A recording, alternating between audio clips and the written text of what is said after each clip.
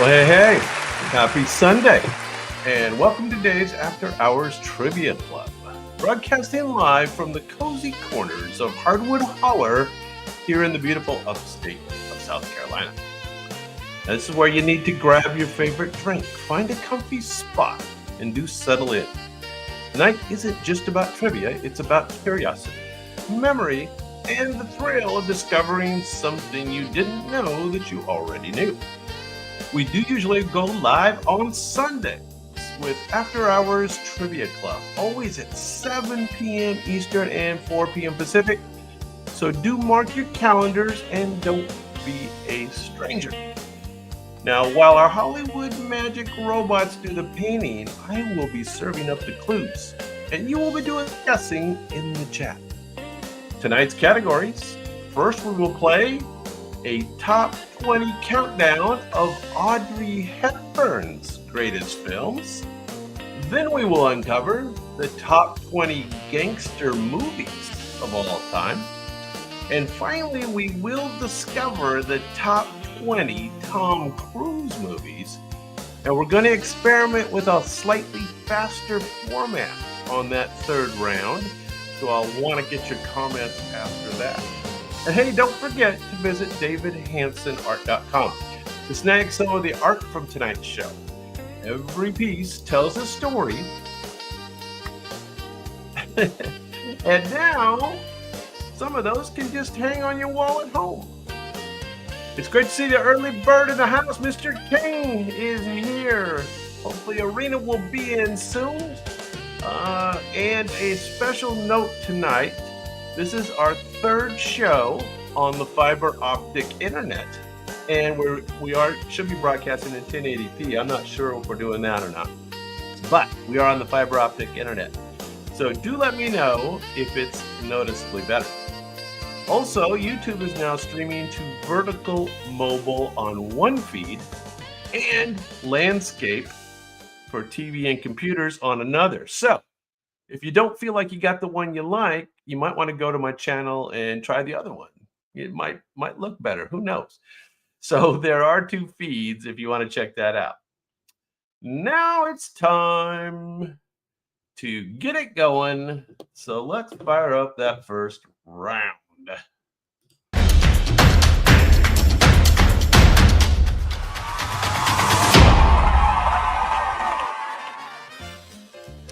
All right, now, I think you got all the rules. Robots do the painting, you do the guessing, and I am the one that gives the clues along the way that are marginally helpful. Now, again, tonight, we're going to do top 20 countdown of Audrey Hepburn's greatest films.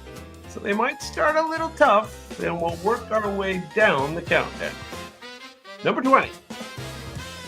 This late career thriller had more gloss than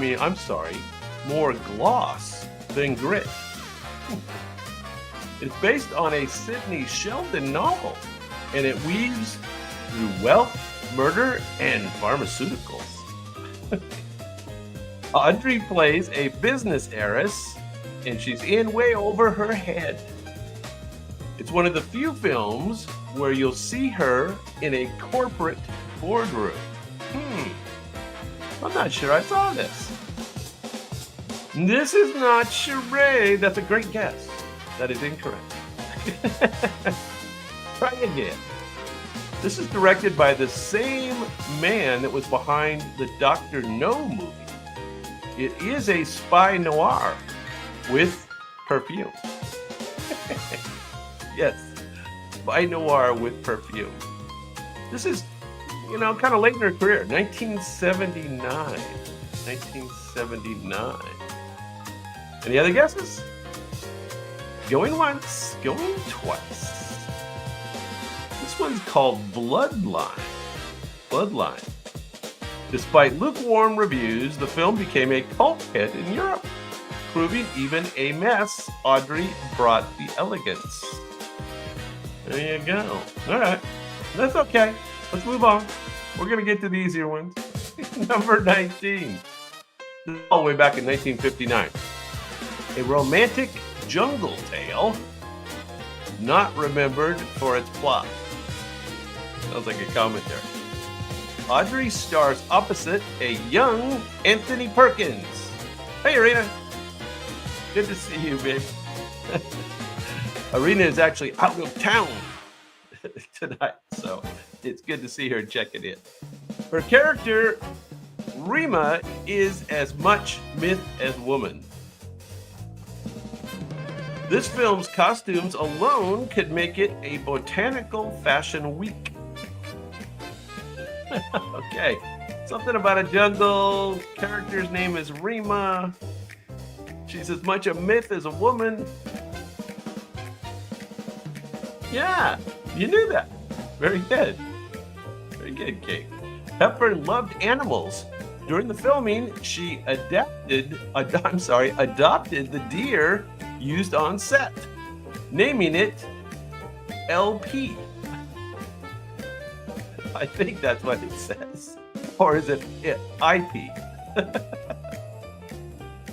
IP would be more appropriate, I guess. Green Mansions is correct. Green Mansions. Got a little itch. All right, number 18. This film's plot is as tangled as New York City traffic. A Bogdanovich dramedy. Let me try that again. A Bogdanovich dramedy about infidelity, private eyes, and saxophones. Audrey plays an elegant woman being tailed, but not too worried about it. She's calm amid chaos, a soft counterbalance to the urban frenzy. This is 1981, so this is quite late in her career. The movie almost feels like a jazz riff on Hepburn's Grace. I think it's San Francisco. New York City. New York City. The film's plot is as tangled as New York City traffic. She's calm among chaos. The cast includes John Ritter and Dorothy Stratton. Yeah, that's correct. So that's interesting. The cast includes John Ritter and Dorothy Stratton. I don't know if you remember Dorothy Stratton, whose tragic murder shortly after the filming gave the film a cult mystique. Yeah, she was the Playboy model that had the obsessive boyfriend that ended up killing her. Yeah, it's bad. Sad story. They All Laughed is, of course, correct. Very good. 1981.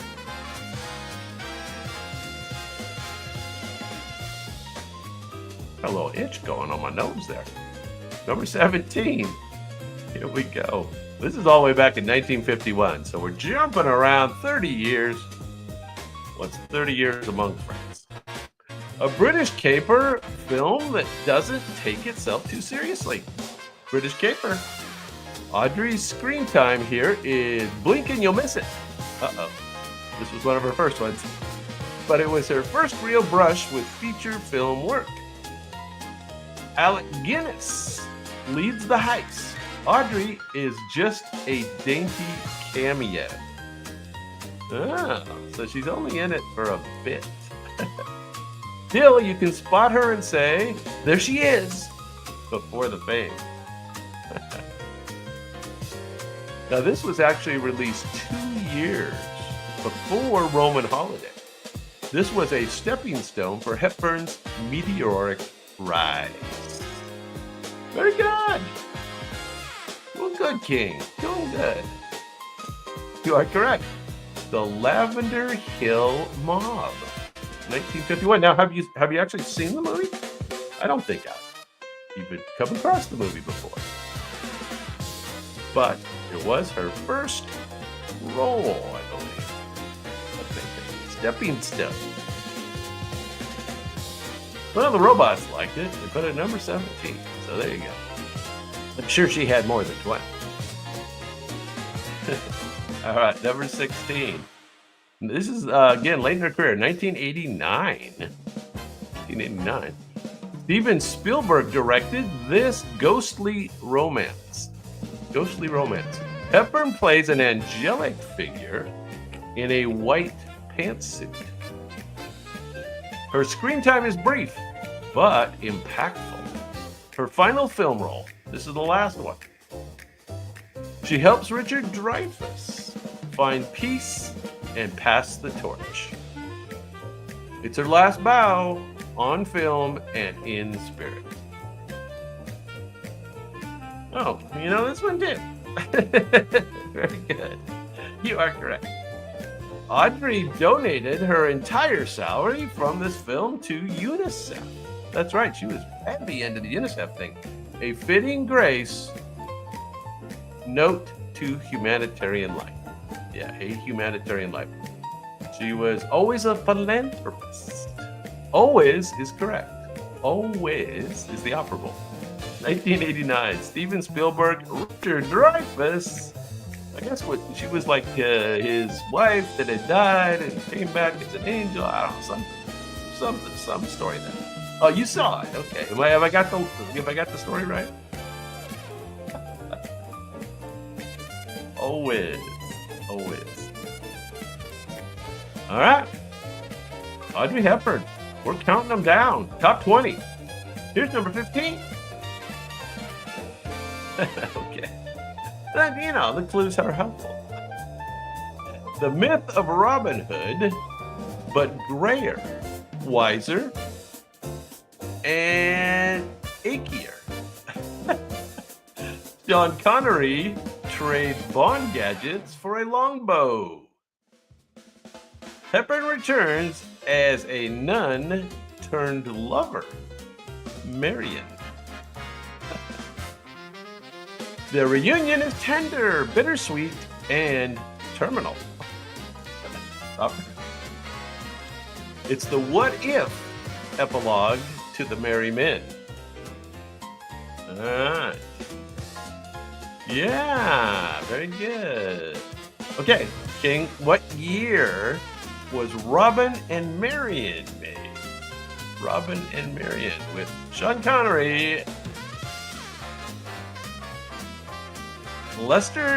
Richard Lester, known for Beatles films, directed this poignant take on aging legends, casting perfectly against type. Perfect. You got it all. 1976 is correct. You're scared away. There's other people in the room, but I think you've got them all scared away, King. Very good. All right, you're doing great. Keep it up. Let's see if you can go for the circuit. Number 14. All right. Art heist shouldn't be this charming. Peter O'Toole and Audrey play partners in crime. Sort of. Audrey's character tries to protect her father's reputation by staging a robbery. It involves a museum, a fake sculpture, and Givenchy. She was always the fashion hound, right? She was the stylish actress.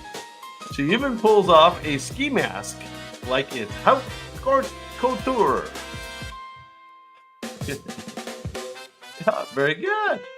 Yeah. All right, let's see if we can get the date on this one. I think I don't think it was black and white. I don't think it was black and white. The iconic lace mask, a custom Givenchy piece. Hepburn could have stolen hearts, even blindfolded. Very good, very good. How to Steal a Million from the year 1976. I'm sorry, 1966 is correct. I do like the mask. I like the mask. Very stylish. All right, we are counting down Audrey Hepburn movies, and we're all the way down to number 13 now. And this is from the year 1961. Now, there's two teachers, there's one lie, and a whole town of consequences. This is based on a controversial Lillian Hellman play. Lillian. Audrey plays one half of a school duo accused of more than friendship.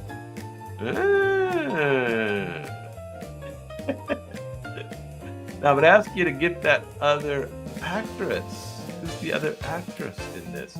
It was bold, serious, and decades ahead of its time. Well, I guess 1961. She gives a quiet, serene performance of dignity under fire. Very good. You've got the movie now. Who's the other actress? Gallivanting around with Audrey. The studio nearly shelved it over its themes, but Hepburn took the risk anyway. Yeah, very good. You are exactly correct on all counts. It is the Children's Hour.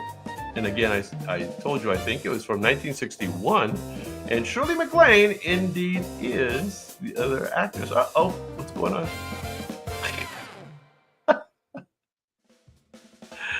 Yeah. All right.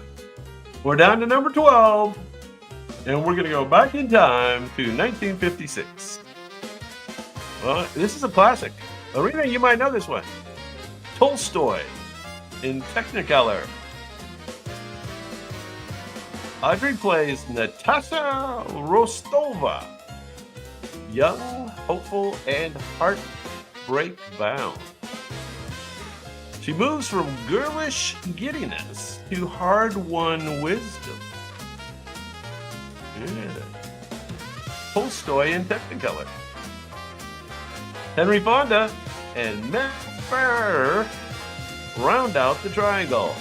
Oh, there's a love triangle.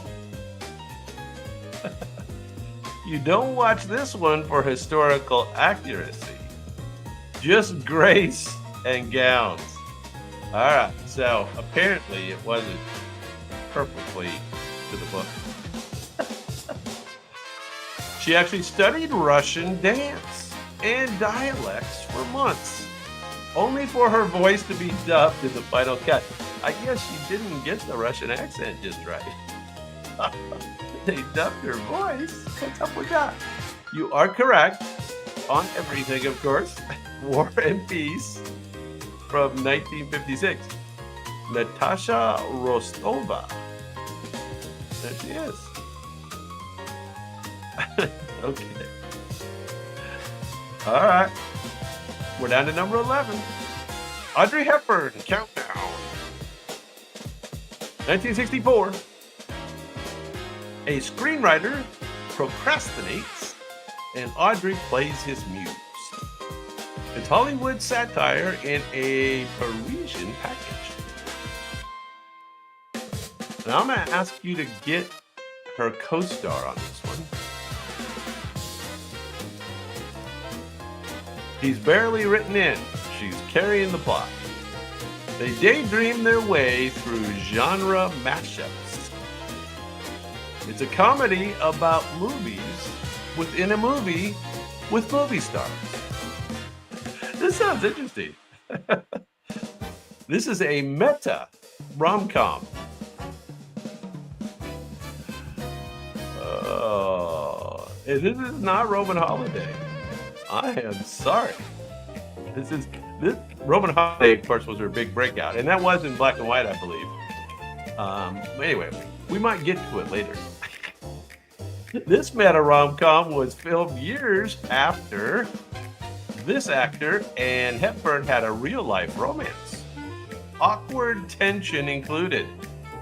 So this is after they had a real romance and they had to act together. Do you remember this guy? So the movie was called Paris When It Sizzles. Does that sound familiar? Paris When It Sizzles. And that was again, another charade. Hang on to that. You may come up. William Holden. William Holden was the actor. All right. Number 10, top 10, Paris again. But this time, she's chasing older men and mystery. Hepburn plays a curious cellist with a detective father. Her love interest is Gary Cooper, about 30 years her senior. 30 years? The romance starts with snooping and ends with swooning. That's not safe for Arena and I. If May-December romances had a cinematic blueprint, this is it. May-December romance. Yeah, do you know this one? Gary Cooper. You were close. You were close, kid. Close enough. Horseshoes and hand grenades. You know. Critics squirmed at the age gap, but Hepburn's sparkle made even awkward chemistry charming. May-December, 30 years. Gary Cooper. And you got it. Love in the Afternoon, you're correct. 1957. 1957. Critics were concerned. All right. Number 9. Number 9. A road trip movie with emotional potholes. This one's told out of order. And Then and Now, Smiles and Storms. Audrey and Albert Finney play a couple navigating marriage's maze. From bikinis to blowouts, it's raw, it's real, and it's relatable. You know this one. Okay. Did I tell you the year already? Yeah, very good. I didn't need to ask, did I? It's Hepburn's most modern and vulnerable performance. Oh, cool. The film was so non-linear, editors had to color code scenes just to keep track of the timeline. Yeah, that's what happens when you play those games. 2 for the road, and you are correct. 1967. 1967. All right. We're down to the top 8 now.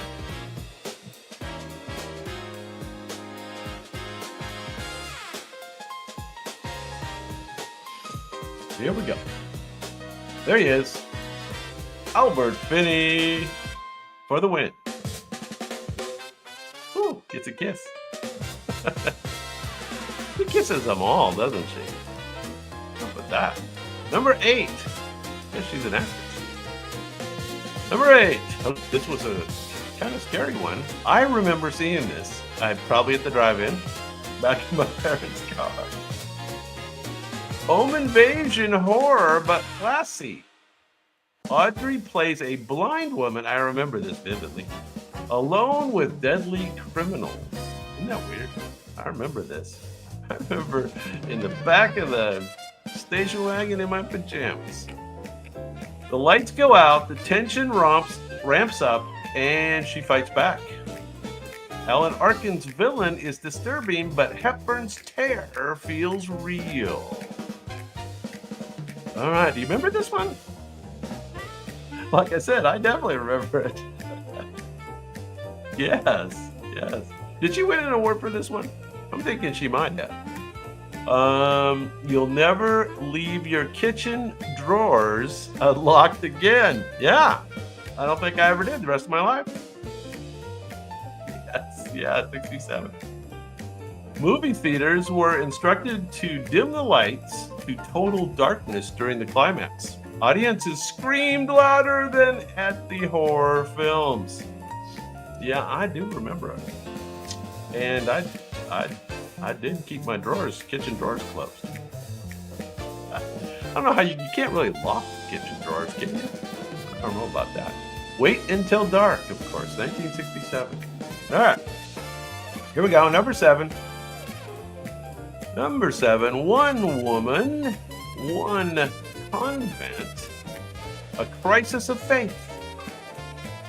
Hepburn sheds glamour to play Sister Luke, a young nurse turned into a nun. The film follows her spiritual journey through war and obedience. It's deeply internal, patient, and full of quiet power. Think less fashion.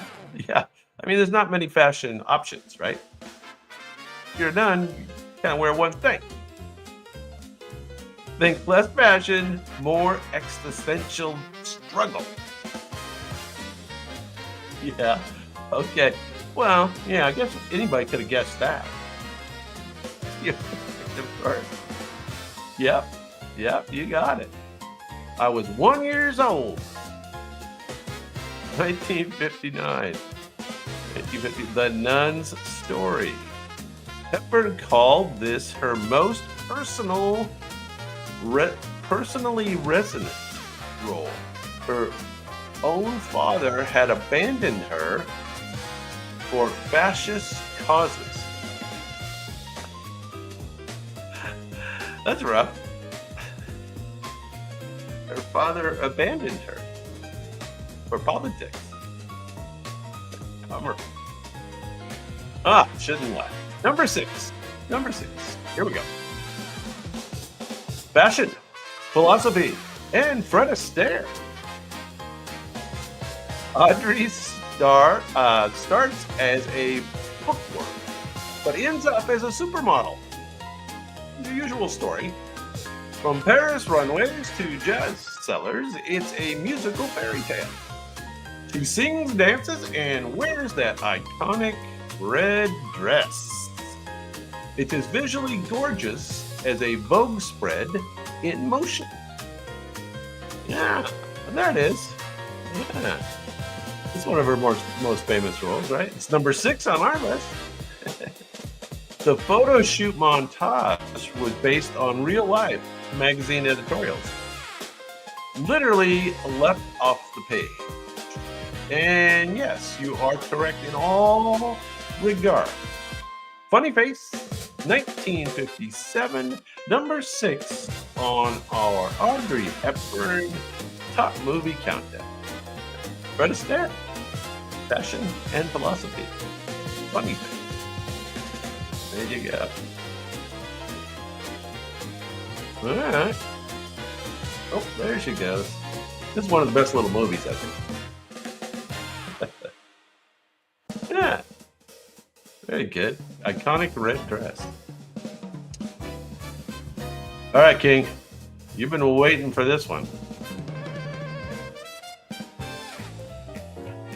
Yeah. Cary Grant and Audrey Hepburn. Pure movie magic. A murder mystery wrapped in flirtation and suspense. There you go. You were waiting for that. Another Paris. She spends a lot of time in Paris, doesn't she? Parisian streets, shifting identities, and one deadly MacGuffin. MacGuffin. Is that where they got it from for the Superbad movie? MacGuffin? Is that something different? It's Hitchcockian, but with better banter. Every time Grant lies, Hepburn gets funnier. Okay. Yeah, you know, it's Charade. You're correct. From the year 1963. 1963. Grant insisted the script make Hepburn the pursuer. Flipping the usual gender roles, he felt too old to chase her believably. I guess. Charade from 1963, checking in at number 5 on our Audrey Hepburn top movie countdown. All the way down to number 1. McLovin. Yeah. Close though, right? I mean, really close. All right, number 4. I think I'm gonna make you guess the date. Chauffeur's daughter returns from Paris with a vengeance. Paris again. Audrey is transformed, but still wistful at heart. Now this has 2 famous gentlemen from the Golden Age, and they both want her, but for different reasons. It's a Cinderella story wrapped in Givenchy again. Her look became a global fashion reset. Okay, this is where the little black dress comes in. First time. Audrey personally chose Herbert Givenchy to design her wardrobe, kickstarting a legendary fashion partnership. Yes, of course. This is Sabrina, and the year was 1954, and this did kickstart a legendary fashion partnership. Sabrina, Givenchy, Bogart, and William Holden as well. There you go. All right. Well, that means we're down to the top three. Sabrina checking in at number 4. Hey, Sabrina. All right. Number 3. The Cockney flower girl who becomes a Duchess of Diction. Audrey lip syncs to Marnie Nixon's singing, but no one cared. She goes from gutters to galas, and we go with her. So I'm gonna make you guess her co-star in this movie as well. I think she won an award for this. Or maybe not. Her co-star snarls. She softens its verbal boxing with ball gown. Every scene in a costume party with class warfare. Despite her charm, Audrey was controversially cast over. Yes, you're correct. So, who was she cast over? Somebody else was supposed to get this role. And she didn't even get nominated for an award because of it. All right, so Rex Harrison was her co-star. And My Fair Lady is, of course, correct, 1964. And she was cast over Julie Andrews.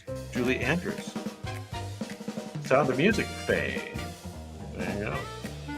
All right, top 2. I think you could guess it.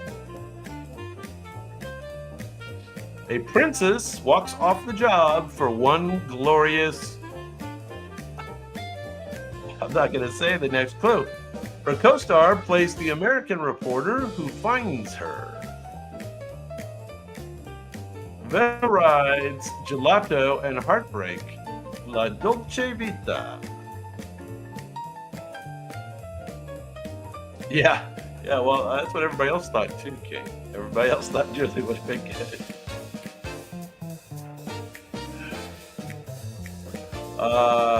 Audrey was unknown, but the camera adored her. Yes, you're correct. So who was her co-star on Roman Holiday? Vespa Rides, Gelato, and Heartbreak. She won an Oscar, and Hollywood found its new queen.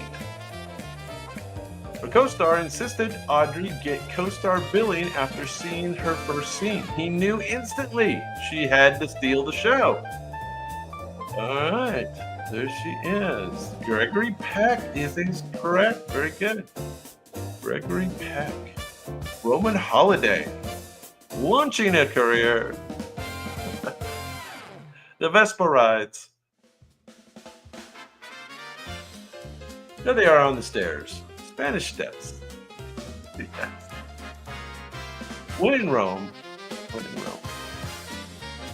All right, number 1 with a bullet. I'm going to make you guess her character's name. Her character was quirky, lonely, and iconic. And this is another appearance of the black dress, a cigarette holder, a wistful smile at sunrise. She's not really a tall girl, but she's not one either. Manhattan becomes a playground for lost souls. Of course. Do you remember her character's name? It's fairly classic. Hepburn takes a messy, complicated role and makes it a timeless role. Truman Capote wanted Marilyn Monroe for the role. Hepburn turned the role into a cinematic archetype of modern femininity. Yes, and Miss Holly Golightly. She's not really a call girl, but she's not one either. I like that catchphrase. Breakfast at Tiffany's. The classic. All right, we made it. We did the top 20 Audrey Hepburn movies.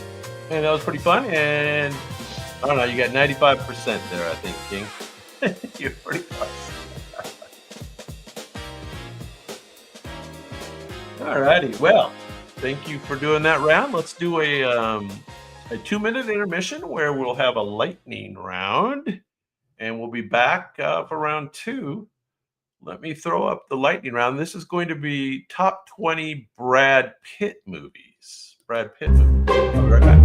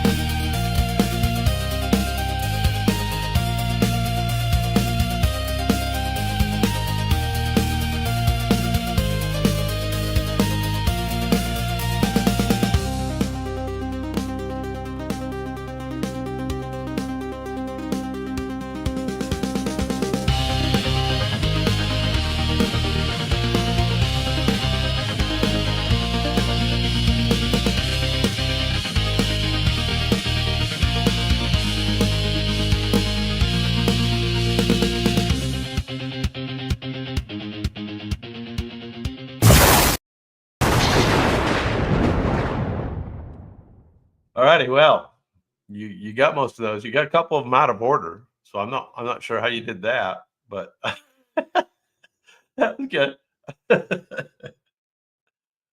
I love Once Upon a Time in Hollywood. I think that's one of my favorite movies of recent years. It's definitely one of my favorites. Anyway, yeah, you got most of those for sure. All right, this next category should be pretty fun. Gangster movies. Let's find the right file.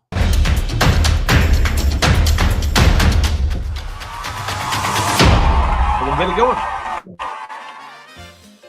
All right. Y'all know the rules. Robots paint, you guess. And I do give some clues that are pretty confusing along the way. Now, again, we're going to do top 20 gangster movies of all time, starting with number 20. This film spans decades with one man's quiet regret. It digitally de-ages De Niro, but the themes feel older than time. Jimmy Hoffa goes missing. Friendships go cold. The painter of houses here is more mortician than mobster. Yes, indeed. Yes, indeed. Scorsese's final word on the world he helped define. And you are correct. This is The Irishman. The Irishman. Pacino and De Niro acted together for hours in this film, after only sharing a single scene in Heat. So they were in Heat together, but they got a lot more time together in this one. Quality time. You are correct, The Irishman. Any guesses on the year of The Irishman? Not that long ago. Not that long ago.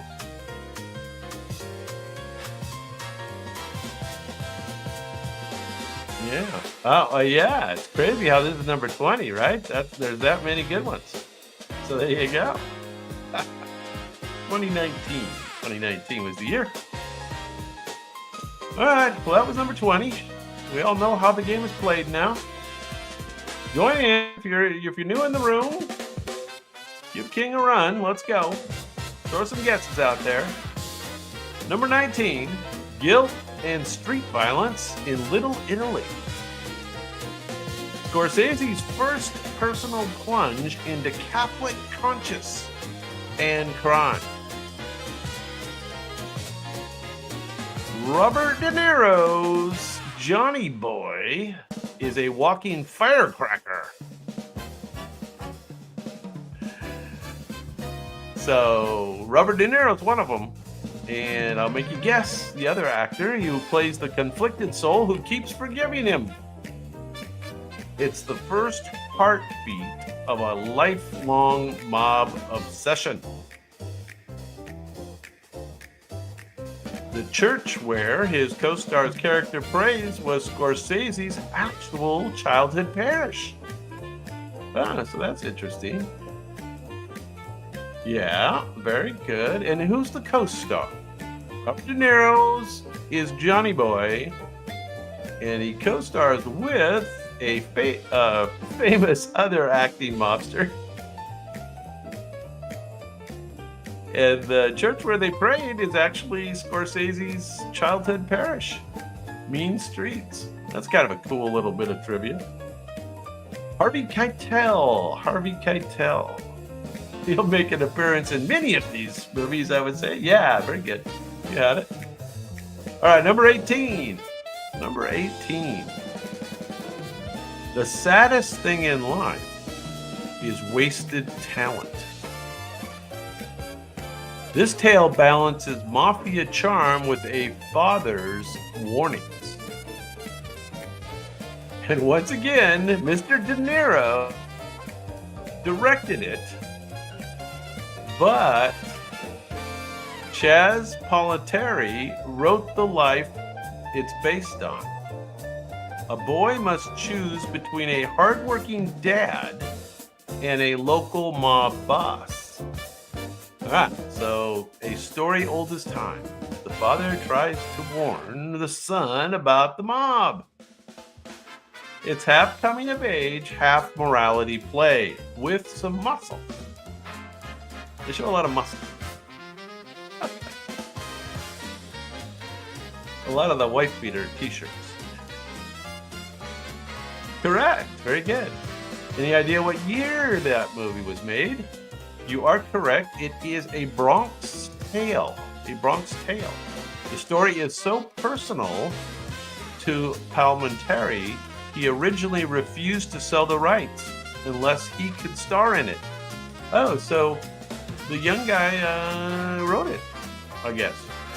Have I got that right? Yeah, 93 is correct. Very good.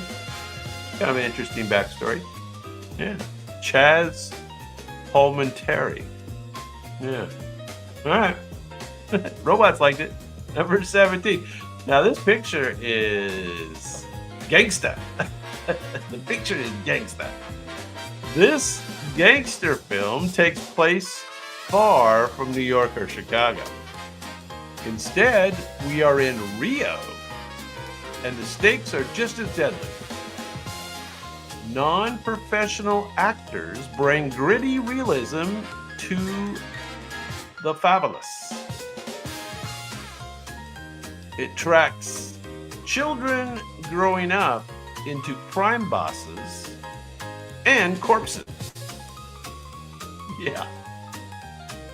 So it's Rio, and it tracks children growing up into crime bosses and sometimes corpses. So dark. But it has rarely felt this fast or this fated. Most actors were cast from real slums, and one later became a city councilman. Yeah, very good. Yeah, I think I've seen this.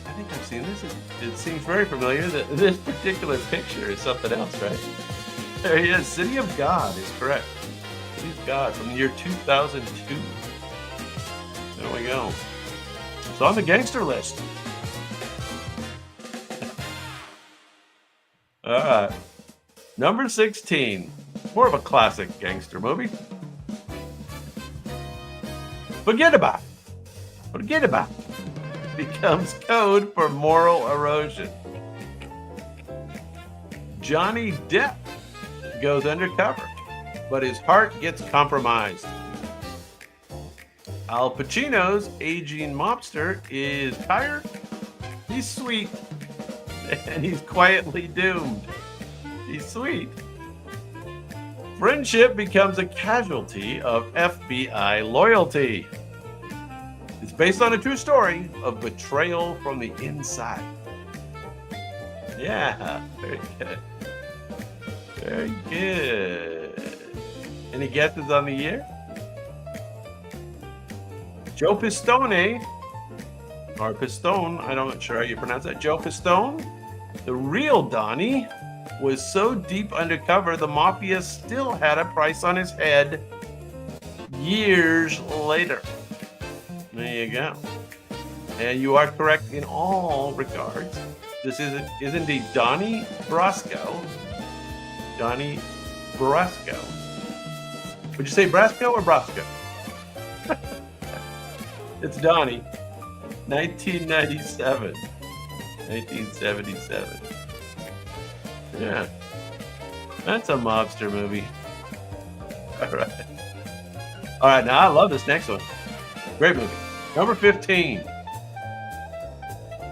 All right, number 15. It's not blackjack, but blood that stains the Vegas Strip.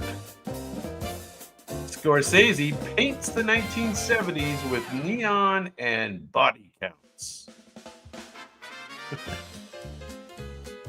De Niro plays the brains. Pesci, the rage.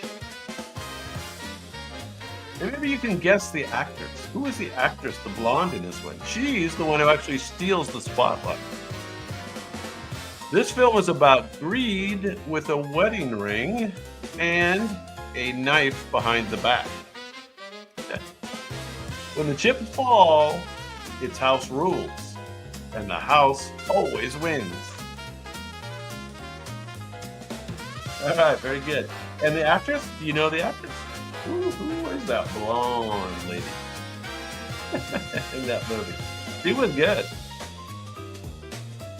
She plays a good Vegas burnout. I don't know what it is. Yes, of course. And Sharon Stone wore 40 different costumes in the movie. Many custom designed to reflect her character's unraveling. Casino, 1995. There you go. All right. Let's go back in time on the next one. Back in time. A gangster, a hurricane, and a hotel walk into a moral standoff. Bogart wants out. Robinson wants control. I'll have you guess the actress. She mostly watches, but with those eyes, that's enough. A slow boiling bottle movie where weather and conscience clash. It's noir without trench coats. Just sweat and cigarettes. All right. So this one sounds great. I don't think I've ever watched it, and it sounds great. Yes, very good. Have you've seen it? Any guesses on the actress? Edward G. Robinson and Humphrey Bogart. Wow. And a hurricane coming. Robinson was so chilling that real gangsters reportedly admired his performance. It's like the classic gangster, I guess. Edward G. Robinson. Key Largo is correct. Very good. Key Largo. And that is Miss Lauren Bacall. Lauren Bacall. Those eyes. Yeah, all the way back in 48. You are correct. You are correct. Okay, 13. Let's go back even further. And this is the film that made Edward G. Robinson's face equivalent to mobster shorthand. Rico starts small, climbs fast, and talks tough. Rico. Mother of Mercy. You know the rest. I'd have to say it like Edward G. Robinson, though. I don't know. I don't have it. He was the blueprint before The Godfather was even a whisper. Silent era restraint gave way to machine gun dialogue. All right, Edward G. Robinson, way back.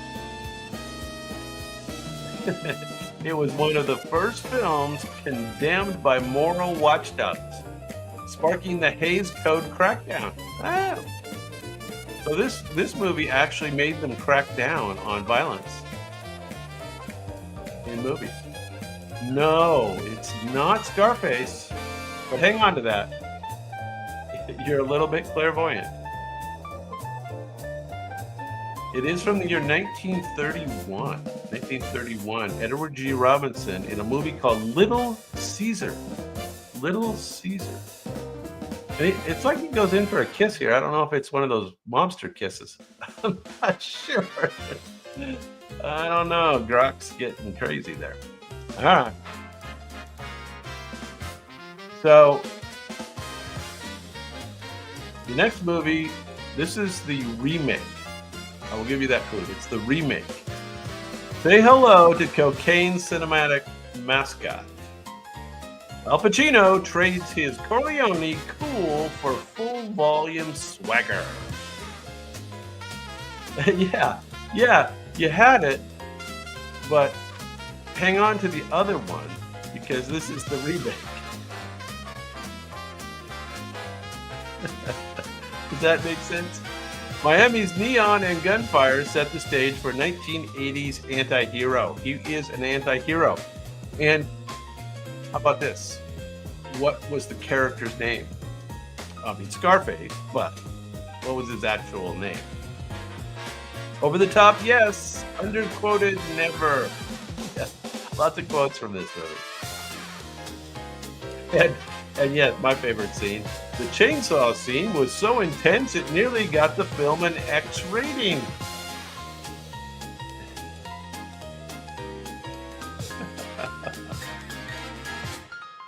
Well, the robots don't think so. Yeah, Tony Montana. Tony Montana. Cool name. And yeah, the chainsaw scene with the Colombians. Oh my gosh. All right. Number 11. The Colombians. Number 11. Loyalty is just another pawn in this chessboard of betrayal. The Coen brothers go full noir in a pinstripe suit. All right. Irish mob, Jewish gangsters, and a fedora with secrets. Gabriel Brine plays a fixer with too many angles. It's a great picture. I don't know if you remember this one. I'm going to give you the date. This is from 1990. Coen Brothers. The film bleeds style and smokes with slow burn tension. The signature shot of the hat blowing through the woods was a spontaneous onset idea. Very good, very good. Loyalty is just another pawn in this chessboard of betrayal. And yes, you are correct. It is Miller's Crossing. Miller's Crossing from 1990. 1990. Yeah, I think I probably saw it, but I'm not remembering it. The signature shot of the hat blowing through the woods was a spontaneous onset idea. Cool. All right. That means it's time for the top 10. Here we go. And if you can believe this one's number 10.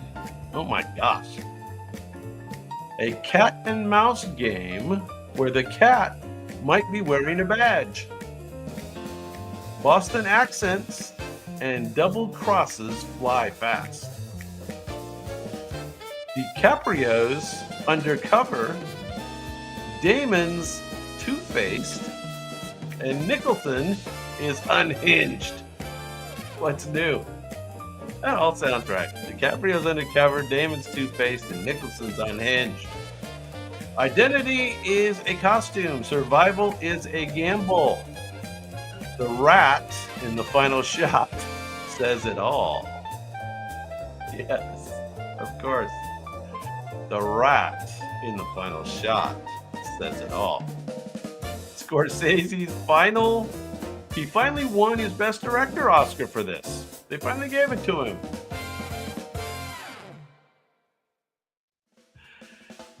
This is a Best Director for his remake of the Hong Kong hit Internal Affairs. So, there was a movie called Internal Affairs that this is apparently a remake of. And you are correct. It is The Departed. The Departed from the year 2006. Yeah. Yeah. Double crosses. Two-Face. Nicholson's unhinged. All right. Top 9. Number 9. Go back in time a bit. Glamorous outlaws with terrible aim and better style. Depression era rebels, they were very stylish. Depression era rebels as pop culture icons. I'm going to make you guess the actor and the actress. They romanticized crime on the run. The slow motion shootout rewrote how violence looked on screen. This film ended the studio system with a bloody whisper. Yeah, of course. And the actor and actress? This film's graphic ending inspired a wave of new Hollywood directors, including Scorsese and Coppola. There you go. And you are correct. It is Bonnie and Clyde. Bonnie and Clyde from the year 1967. And Bonnie is, and Clyde is. Oh, you don't know the actors? Well, let's see. How about, yes, very good. Warren Beatty. He's in a few movies. Warren Beatty. And Faye Dunaway. Bonnie and Clyde. There you go. All right, robots are gonna take us way back in time. Year 1939. 1939. From trench warfare to bootlegging, it charts a nation's moral drift. So this is the first one of the James Cagney movies. James Cagney rises through Prohibition's chaos. No, not Scarface yet. Bogart shows up as a snake in the grass. The American dream gets drowned in bathtub gin. This is the bathtub gin movie. It's a time capsule of ambition, betrayal, and jazz age downfall. So I wouldn't doubt with that. Remember the TV series Boardwalk, or cable series Boardwalk Empire? I think some of that was based on this original movie. James Cagney and Humphrey Bogart. It's a time capsule of ambition, betrayal, and jazz age downfall. This was the last film Cagney and Bogart made together, after which Cagney shifted away from gangster roles. Oh, he was made to be a gangster. So that's a good guess. That's a good guess because that may be coming up soon. I think you were clairvoyant. This one was the Roaring 20s. The Roaring 20s. So let's go back in time to 1931. And yes, very good. Just if you keep saying that, you're gonna get it. James Cagney smashes breakfast and screen conventions. Tommy Powers is charming, brutal, and entirely self-made. I guess that's the name of his character, Tommy Powers. The film opens with street kids and ends with corpses. It's always good to have some corpses. It made Cagney a star and grapefruit a weapon. Okay, didn't see it, but you got that to look forward to. The template for gangster charisma was born here. Yes. There you go. Yeah, you don't need to say it again. You really don't.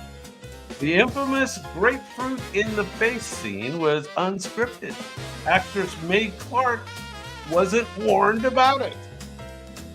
Well, that's kind of mean. So I guess she gets the grapefruit in the face. So there's James Cagney. That's the class. He's the classic gangster, right? Called The Public Enemy. That's correct. Public Enemy, 1931. There they are, dancing away. All right. Moving on. Okay, one more way back in the day here. 1938. 1938. See if you get this one. Two childhood pals. One becomes a priest. One becomes a legend. Now this is once again a Cagney movie. Cagney gives his all in a role that questions redemption.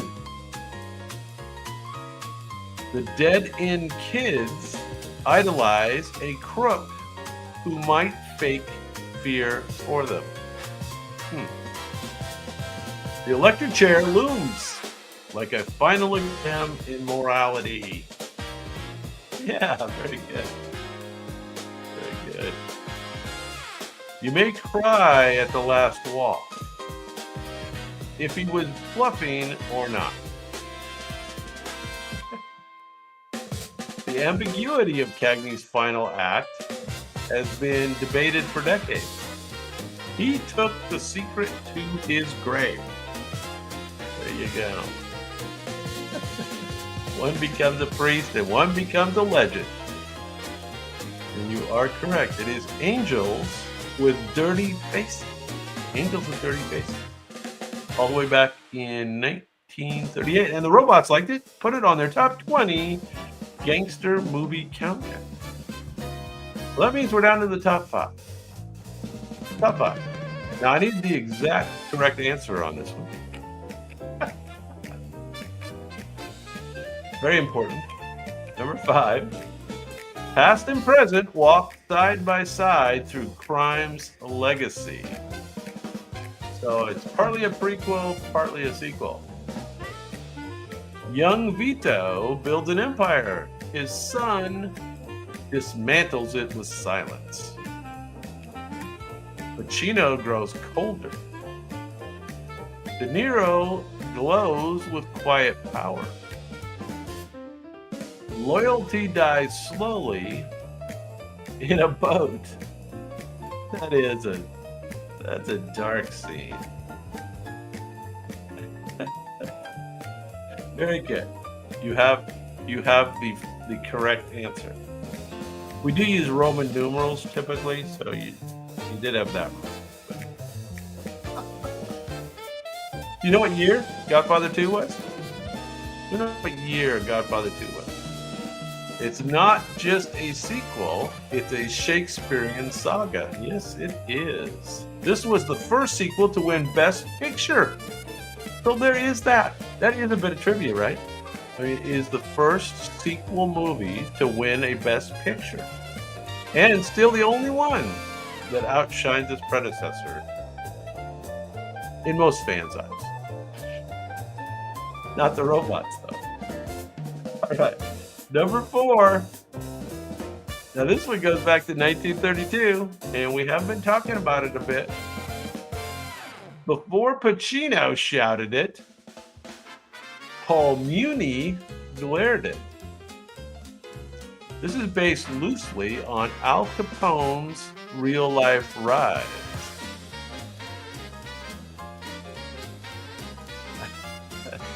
Terminator 2 was good, but it didn't win an Academy Award. And Terminator 2 is so accurate to what's going on in reality. That's the bad part. This is where the gangster genre found its swagger. He came from nothing and took everything until everything took him. Tommy guns and X marks and pre-code moral panic. This is before they came up with that code where you couldn't do the violence.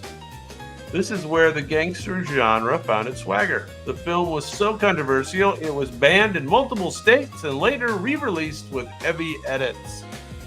Well, so that kind of explains why, Pacino kind of had to take the newer Scarface over the top, right? Because he had to live up to the original Scarface. Scarface, 1932. There you go. All right, top 3. Top 3. Now, this does go back in time a bit. Good luck. This is from the year 1949. Top of the World, Ma! And straight into the fire.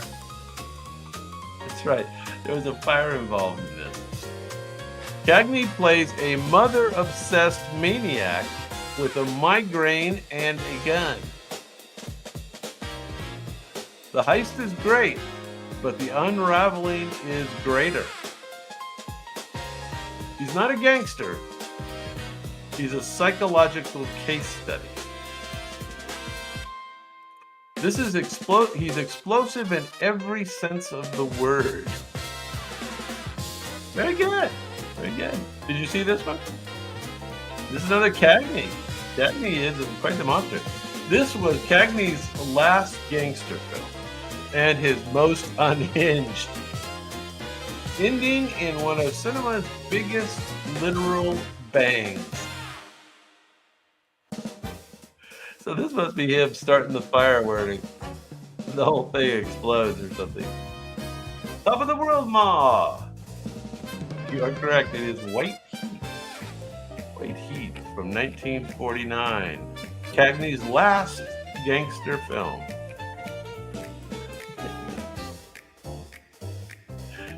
Yeah, 49. That's old. All right, top 2. Top 2. All right. Now, according to the robots, I'm going to make him an offer he can't refuse. Family, honor, and corruption swirl in Sicilian smoke. Brando is the dawn. Pacino is the heir. Reluctant but ruthless. Weddings, murders, and oranges mark the path to power. It defined the modern mob movie. Yes, of course. Now, the horse head thing was in this one, right? It was in the original. That freaked me out, that horse head thing. Yes. This defined the modern mob movie. Marlon Brando stuffed his cheeks with cotton at the auditions, but later used a custom dental appliance for the filming. Now that is a bit of trivia that you might not have known. Yes, he stuffed his cheeks with cotton for the audition, but but they made him something special for the movie. Yeah, that was shocking. Shocking indeed. Marlon Brando, there he is. I don't know why he's moving so slowly, though. A little glitchy there. All right, that brings us down to the number one gangster movie. Number one. Here we go. As far back as I can remember, I always wanted to be a gangster. I love that line. Henry Hill's life is all perks, paranoia, and pasta.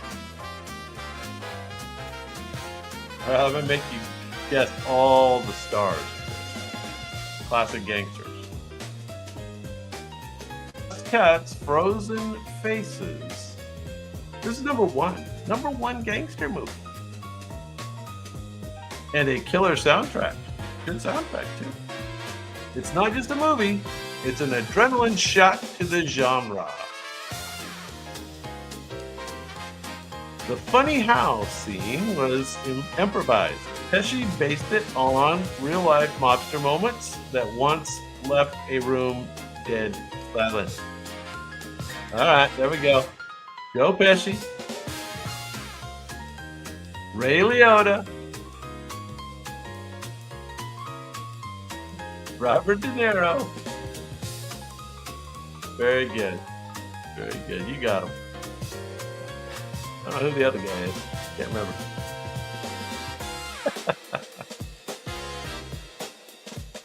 All right. Well, pretty good job there, King. Not bad at all. Now, I do have another quick intermission. Are you up for a round 3, King? You have to let me know. Because we don't have a lot of people in the house. And we could skip it if you don't want to do it. It is, I do have the speeded up version. The round 3 will be Tom Cruise movies in half the time. Faster. Only 2 clues. 2 clues per round. And so if you want to do it, we can do it. If you'd rather just move on, we can do that. All right. All right. Well, I won't make you sit around through an intermission. I will fire it up and we will get it going. Here we go.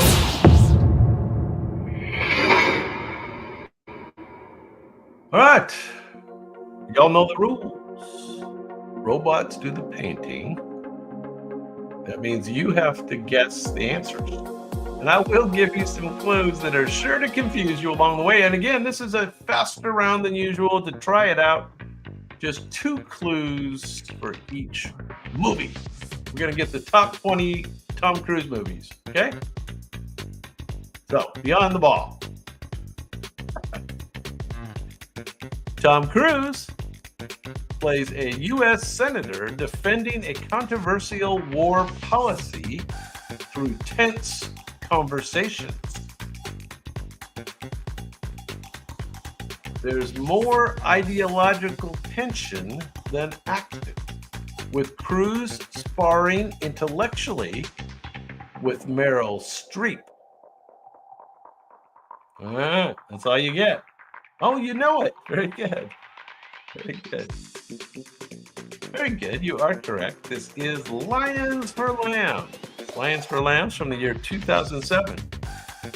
It is one of the few political roles with no running, just rhetoric. That's right. Tom doesn't run in that one. All right, number 19. There's 2 clues. Cruise slides into stardom in his socks, sunglasses, and rebellion. A teen suburban adventure turns into an unlicensed capitalist startup. That's right. Unlicensed startup. Yeah, very good. Do you remember the actress's name? Risky Business is, of course, correct from the year 1983. And that Bob Seger dance scene was totally improvised. Totally improvised. There you go. Rebecca De Mornay. Rebecca De Mornay. Yeah, Bob Seger. All right, number 18. A disfiguring crash sends Cruise's character into a surreal spiral of lucid dreams and broken memories. Reality and illusion blend as his life unravels in luxury. Yeah, that was a weird movie, right? I had a hard time following it. I did like the actresses in it, though, right? It had Penelope Cruz, and didn't it have Cameron Diaz too? I can't remember. Vanilla Sky is correct. There you go. All right, moving fast. Number 17. Cruz plays a former military investigator with fist-like facts, sharp, blunt, and unrelenting. He uncovers a sniper conspiracy with diner coffee and deadpan charisma. Very good, very good. Jack Reacher is correct. Jack Reacher from 2012. Fans debated his height, but few questioned his intensity. Yeah, you know, I don't think he didn't reprise this role, right? He left the role. He was too short. Jack Reacher. He was good. Wow, okay. All right, number 16. A drone tech discovers his post-apocalyptic Earth isn't what it seems. Clones, memory wipes, and sleek ruins define this stylish sci-fi mystery. Very good. Very good. You are correct. It is Oblivion from the year 2013. Cruz insisted on shooting Icelandic exteriors practically, not CGI. Okay. There you go. It's really Iceland. No CGI. All right, this one was pretty cool. Number 15. I like this next one. And he looks different. A silver-haired Cruz plays a sociopathic hitman hijacking a cab for one deadly night. LA glows noir as he forces Jamie Foxx's driver into the underworld. Yeah, pretty cool movie, right? I liked it. Collateral is correct. Collateral from 2004.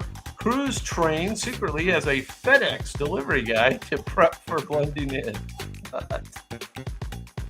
Okay. All right. Method actor. Yeah, I liked it. Number 14. A disillusioned American soldier is captured in Japan and slowly adopts samurai ways. It's a tale of cultural immersion, cherry blossoms, and sword-swinging redemption. All right, there you go. How about the year, King? You know, the year of the last samurai. What year did they make that? Cruz spent nearly a year learning sword combat and Japanese etiquette. Bushido. Very good. 2003 is correct. The Last Samurai. Bushido. All right, next one's one of my favorites too. One of my favorite sci-fi movies. In a future where crimes are stopped before they happen, Cruz becomes the system's next suspect. That's a little turn of fate. As he runs, he's running again. Premonitions, I guess it's premonitions. Spider bots and Spielberg level tech chase him. Yes, of course. Did you like it? I loved it. I loved it. Minority Report. is correct. From the year 2002, the film's tech design influenced real-world biometric concepts. Yeah, there's a lot of cool stuff in that movie. Definitely predicted the future. Yeah. All right, another good movie. Another good movie. He's done a lot of good movies. Number 12. Cruise plays a selfish yuppie who discovers a brother he never knew. His brother's brilliant, autistic, and counting cards. What starts as a con becomes an emotional road trip. Yeah, pretty good, right? Great movie. Who played his brother? Remember the actor? Who played the Rain Man? Rain Man, 1988. Cruise's performance was so grounded, it let his co-star shine even brighter. Correct. Dustin Hoffman. Number 11. Another good movie. Another one. This is kind of a little more offbeat. Cruise plays a real-life pilot turned smuggler for both the CIA and drug cartels. It's fast, loose, and soaked in charm and camcorder confessionals. That's right, there's camcorder confessionals. I forgot about that. Yeah. Barry Seal's actual tapes inspired Cruise's manic energy. Huh. American Made is correct, 2017. There it is. I liked it. Did you like it? A little bit offbeat, but I did like it. Okay, top 10. Top 10 Tom Cruise movies. Here we go. Cruise brings fire as a Navy lawyer battling cover-ups at Guantanamo. His courtroom clash with Jack Nicholson gave us an iconic outburst.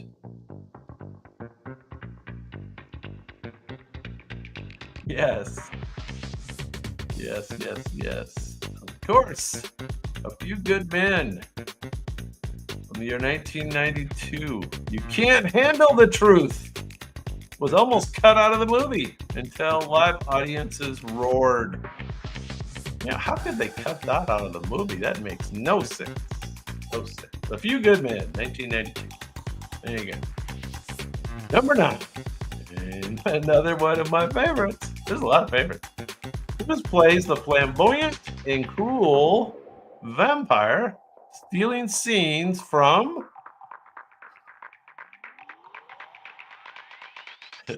It's one of Brad's brooding roles. His performance is decadent and dangerous. Yes, it is. It's very dangerous. Brad Pitt's brooding bloodsucker. Even Anne Rice admitted Cruise nailed it after famously objecting to the casting. I bet. Hey, we've got another player. Yvette's in the house. What's going on? Good to see you. You are correct. Interview with the Vampire. Very good, guys. Both got it. All right. Number 8. We're doing the fast. This is our fast run. This is at 2 times speed. Ethan Hunt faces personal stakes and a terrifying villain, ramping up the emotion and explosions. A Vatican break-in and bridge ambush raise the bar.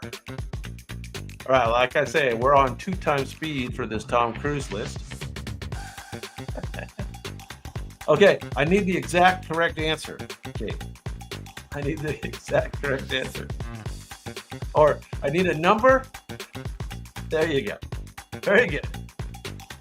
Mission Impossible 3 is correct. This was J.J. Abrams' first feature film, and he brought TV-style pacing to the big screen. Number 7. Cruise returns to the cockpit, pushing new pilots and fighter jets past the red line. Nostalgia meets real G-forces in a heartfelt sequel. Now, this was good too, and I know in the year that it was 2022, and I remember that was the best movie I saw that year. Yeah, very good at that. You guys are both correct. It is Top Gun, and of course, the tagline is Maverick. All flight sequences were shot with actors in real jets. No green screens. No green screens. Okay, number 6. I need the exact correct answer. This time it has a tagline. Cruise runs, jumps, and halo dives across continents in his high-octane installment. In this high-octane installment. The plot twists, but the action never lets up. He broke his ankle on set, and he kept filming the shot that made the trailer. All right. So, what movie is this one from? Anybody remember this one? We're doing the top 20 Tom Cruise movies, and we are running it at twice the normal speed. Mission Impossible. I don't know if it's 7 or not. Fallout was the name of it. Yeah, correct. Mission Impossible. Okay, here we go. Number 5.